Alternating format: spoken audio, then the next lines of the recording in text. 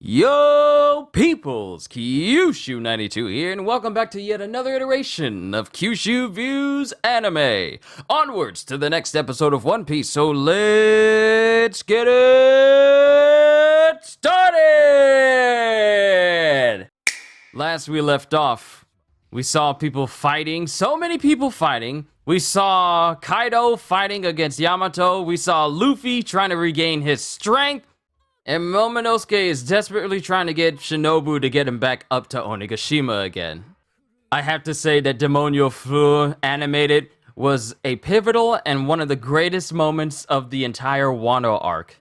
Having Robin have a moment of her own to defeat someone as powerful as Black Maria, mind you. It was absolutely amazing. And the way she said Grand Jacuzzi Clutch, Robin went ahead and broke off Black Maria a piece. Which means yet another Toby Roppo down. And Brook came in with his Fraz Damas orchestra. So they're pretty much done with their fighting. And Robin coming out of that fight looking like an absolute boss. The episode was clean, everybody. But now Robin's tired. So now we get to see what happens next. Oh, the Marys know. And CP0 steadily listening to all of this news. A spell, Kid and Zoro facing threats. Alright, we're getting a recap of everything that's gone down so far. The samurai clashing with all of the beast pirates. And then Tama coming in, having the gifters that she's put under her Kibi Dango Devil Fruit joining their sides, taking down numerous members of the Toby Roppo. Slowly but surely thinning out the powerful ranks of the Beast Pirates. And we got Luffy, who's basically eaten up 2 months worth of food from Caribou. Not 2 months, he just clearly said a month. Don't worry, don't at me, I already corrected myself. And the dude is overly gorged on food.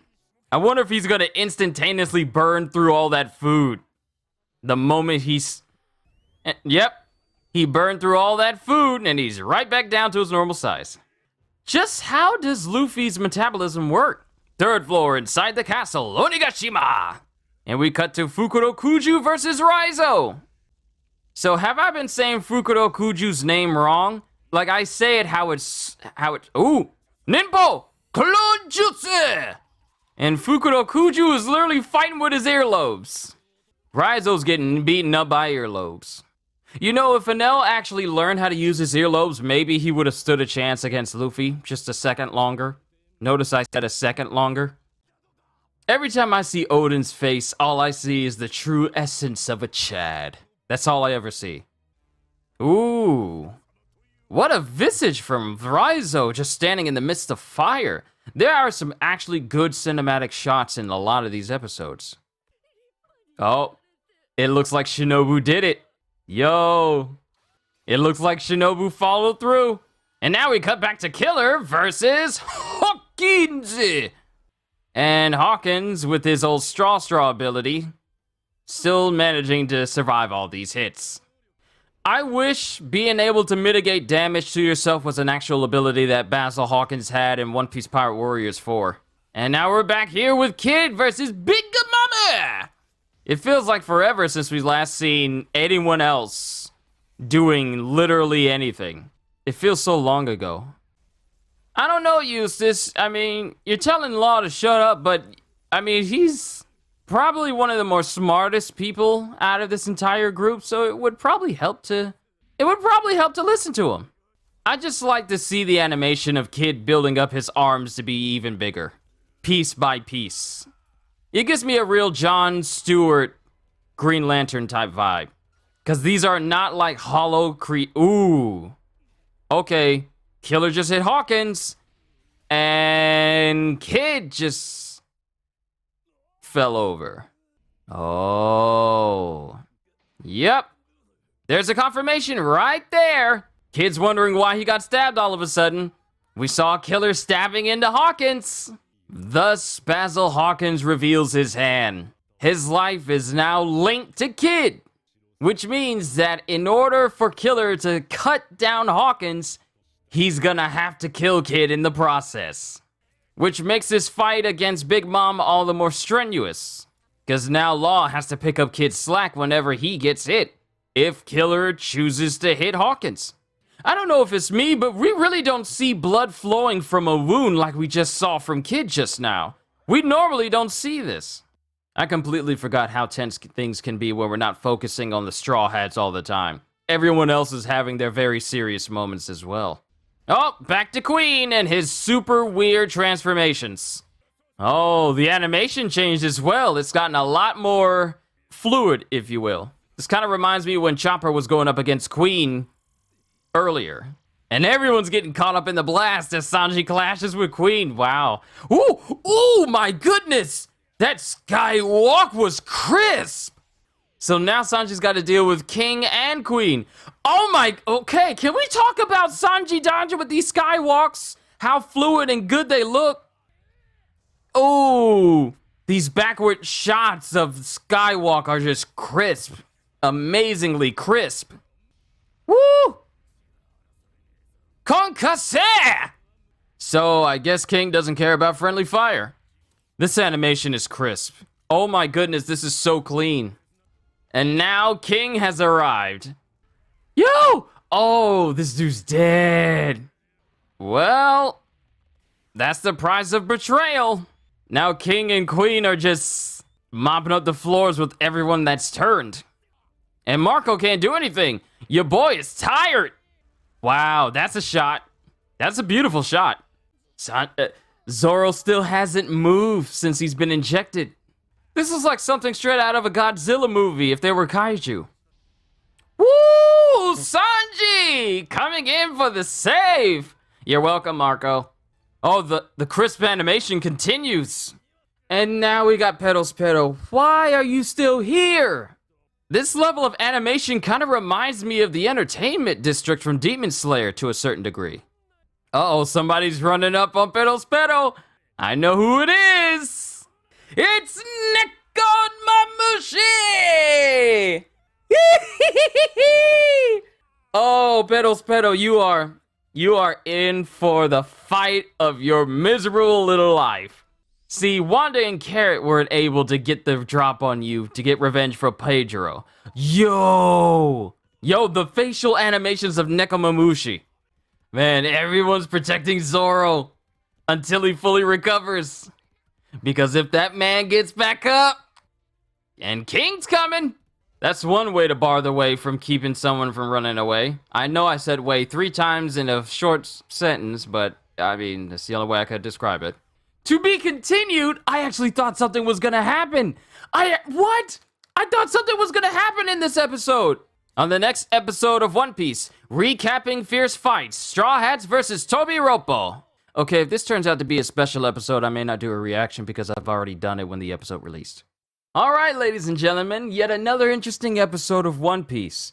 But what's really the big takeaway from this was Sanji. I mean, I know we see a lot of different things happening. Raizo versus Fukurokuju. Yeah, Fukurokuju. I think I may have been saying his name wrong all these years, because it has been years. At least 1 or 2 years since we've been in Wano, I want to say. It's been a while, but I'm pretty sure I've been mispronouncing his name wrong all this time. But we got Raizo versus Fukurokuju. And then we have Sanji facing off against Queen. Can we just talk about the animation during that whole scene right there? The animation was extremely clean. Extremely clean. Very good. I think it was the same type of animation when Chopper was facing off against Queen, and he slapped him in the face, telling him to stop calling him a tanuki. I think that's the same animation, the super highly detailed one where even the slightest movements have more contours to the face and what have you. And the moments where Sanji was using Skywalk, those were really clean. This was a clean episode as far as animation stuff goes. So that's going on, and everyone is still waiting for Zoro to wake up, as King is trying to get to him, telling everyone to kill this man. Because I believe King knows how much of a threat Zoro will be if he wakes back up. Then we also have Nekomamushi finally zoning in to Pedro's Pero to exact revenge for Pedro. Because like I was trying to say earlier, Wanda and Carrot weren't able to exact their revenge because Pedro's Pero was too much for them at the time. But Nekomamushi is a whole different story. So now we got that. And I'm honestly surprised that the episode ended before we saw anything happen further with Zoro, since the serum's still, trying to work its way through his system. I'm actually surprised the episode, I shouldn't be surprised because they've been dragging some of these moments out. I'm actually surprised that they didn't do anything or at least prompt something other than, like, hey, we're still waiting for the serum to actually work, so we're just going to defend Zoro.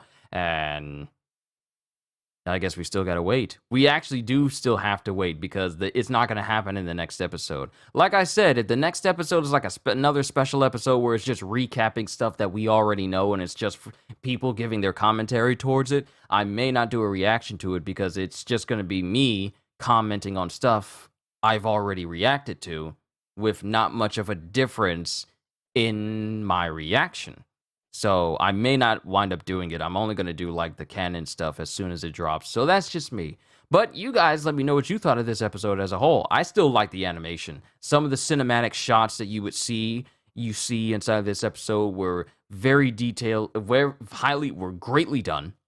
Greatly done, and I just like the artistry and the aesthetics of a lot of these episodes. And some of these portions of episodes where the animation gets really, really fluid and clean, I absolutely love that. But you guys let me know what you thought of this episode. Did you like it? Did you hate it? Do you think the pacing is taking too long? Also, Luffy's up. I forgot about that. Luffy's up. He ate all of Caribou's month's worth of food, digested it all in less than 10 seconds. Something happened to Momonosuke. I won't say what it is for you anime-only viewers. You'll find out. And that's pretty much it. We're just gonna have to wait and see where the next episode takes us as far as a not game. Also, all right, I keep forgetting. We still got Hawkins versus Killer and Kid and Law versus Big Mom, and things have become even more tense between that fight since Hawkins has linked his life with Kid's. So if Killer wants to take out Hawkins, he has to understand that he'll take out Kid in the process. And that makes Law and Kid's fight with Big Mom harder because whatever happens to Hawkins affects Kid, which also affects the outcome of their fight against Big Mom. So that's going on. A lot of loose ends. We'll tie them up soon. Hopefully we won't spend too long on the Raizo versus Fukuro Kuju fight because as a manga person who reads these chapters before they get animated, that fight was dragged on. Okay, can we just acknowledge that? That was a loose end that kept up for like a very long time, so I really hope they tie that up quickly, but we'll see. But like I said, let me know what you thought at the end. All I can say at the end of the day, or well, end of the night is, hope you all enjoyed. Can't wait to see you all in my next video. And if you're new to the channel and you enjoyed what you saw here today, then like, subscribe, share with other people, because I love to welcome more people to the continuum. And maybe even consider becoming a member, because I am always looking forward to entertaining you. So have a fantastic day, and once again, as always,